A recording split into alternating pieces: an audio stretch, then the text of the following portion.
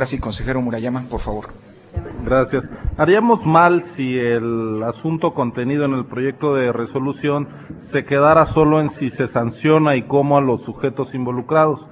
Sería desperdiciar la oportunidad para volver a uno de los temas capitales de nuestra historia, es decir, a la cuestión del laicismo, que nunca ha desaparecido de nuestro horizonte ideológico y que permanece como una de las definiciones básicas de nuestra convivencia política en el seno de una nación. Más aún, el laicismo se ha venido ajustando en su dimensión jurídica constitucional a la evolución política de la sociedad mexicana.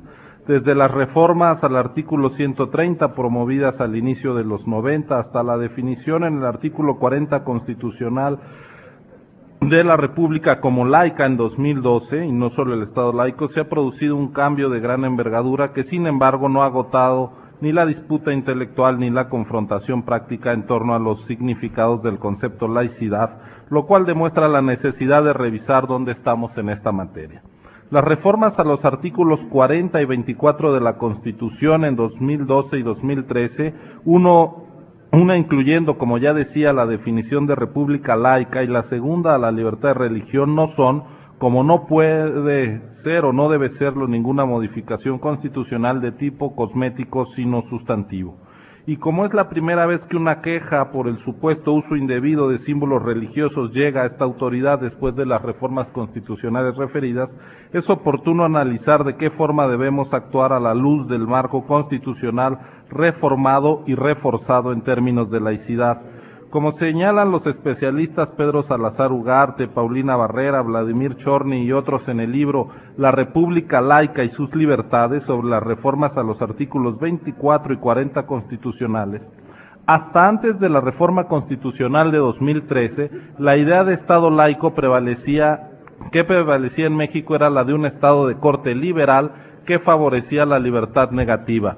Es decir, el Estado se concentraba en no interferir en asuntos religiosos y asegurar que su legitimidad no proviniera de alguna entidad sobrenatural. Sin embargo, parece lícito sostener que con el cambio de un Estado laico a una república laica, la postura del Estado frente a la laicidad y la separación de Estado e Iglesias no se limita a la no interferencia, sino que también debe garantizar que exista una convivencia pacífica y tolerancia entre las distintas opciones éticas y morales, religiosas o no, y cerciorarse que ninguna persona sea obligada por ideas religiosas que no haya adoptado de forma autónoma en su pensamiento o actuar. Y añaden, la República laica tiene entonces la obligación de garantizar un espacio amplio de libertades iguales para todos, creyentes y no creyentes, permitiendo así que la configuración democrática del Estado mismo se desarrolle de manera independiente a cualquier credo y que la autonomía moral contenida en el artículo 24 de la Constitución también sea garantizada. Hasta aquí la cita. ¿Cómo leer esa reforma constitucional desde la óptica de la autoridad electoral?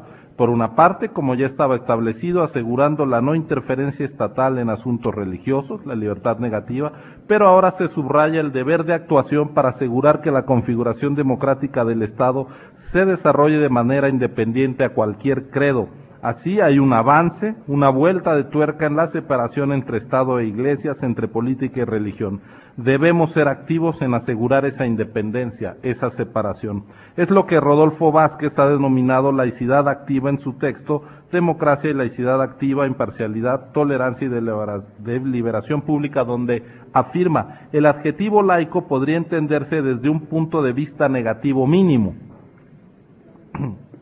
De modo tal que para que un Estado sea laico bastaría con que sea neutral en relación con los diferentes credos religiosos. Sin embargo, reducir la laicidad de esa manera abre las puertas al nihilismo, al relativismo, al indiferentismo o al cinismo.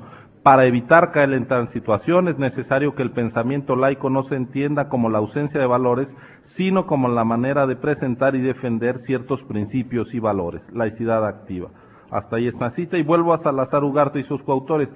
El principio de laicidad consiste en un régimen social en el que las instituciones públicas y políticas de un Estado estén legitimadas por la soberanía popular y no por contenidos religiosos de ningún tipo. Cierro cita, reitero, no por contenidos religiosos de ningún tipo. Por supuesto, la tradición del Estado laico limitó el poder de las asociaciones religiosas y de sus dirigentes para hacer proselitismo y de pretender influir en las decisiones políticas. pero tiene sentido también reconocer que hay obligaciones para las autoridades públicas de no invadir el terreno de la religión, ya decíamos, la no intervención en asuntos religiosos, y hay limitaciones asimismo para los ciudadanos que hacen política para no valerse de símbolos y elementos de tipo religioso. Así lo establecen, además de la Constitución, la Ley General de Partidos y la de Procedimientos, Instituciones y Procedimientos Electorales, que prohíben en todo tiempo a los partidos y sus militantes, así como a los candidatos independientes, hacer uso de símbolos religiosos y se les impele a no recibir donativo alguno de iglesias o de ministros de culto. Ese es el caso. Me parece que en el expediente queda claro que el acto realizado por Morena el 18 de julio de 2014, 9 días después de que dicho partido obtuvo su registro como tal ante este Consejo, se efectuó en el Auditorio San Román Adame, que es propiedad de la parroquia Nuestra Señora de la Soledad, la cual forma parte de la diócesis de San Juan de los Lagos, Jalisco. Es decir, en un recinto propiedad de una iglesia, la católica en este caso, administrado el local por un párroco, es decir, por un ministro de culto. En el proyecto que se nos presenta se propone dar vista a la Unidad Técnica de Fiscalización para determinar si hubo aportación en especie, y eso es correcto, pero el hecho de celebrar un acto político en un inmueble eclesiástico es contrario per se a la Constitución, con independencia de si luego se acredita la donación indebida o no.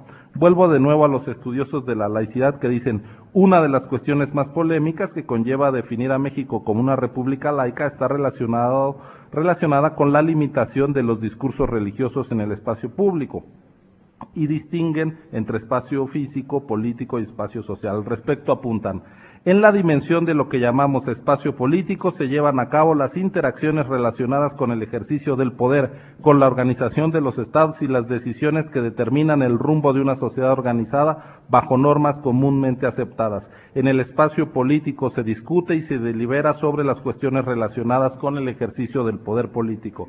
Hasta aquí la cita. A mi entender, en buena lógica racional, si el espacio político en el que se da la deliberación pública para abordar cuestiones relacionadas con el ejercicio del poder político no debe ser horadado por el discurso religioso, tampoco los espacios religiosos deben ser impregnados por el discurso político, y creo que fue lo que ocurrió. No considero que el hecho denunciado sea de extrema gravedad, pero sí claramente contrario al principio de separación entre actividad partidista e iglesias, a la clara distancia que debe existir entre política y religión. Por eso, en mi opinión, la queja debe declararse fundada y, en consecuencia, procede una mera amonestación pública. Muchas gracias.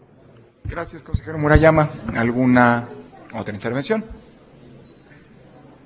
Tiene la palabra el señor representante de Morena, el licenciado Jaime Miguel Castañeda Salas. Muchas gracias, consejero presidente del Consejo General. Muy buenas tardes a todas y a todos. Este asunto ha sido un asunto que varias veces previamente concitó a esta autoridad electoral realizar muchas investigaciones.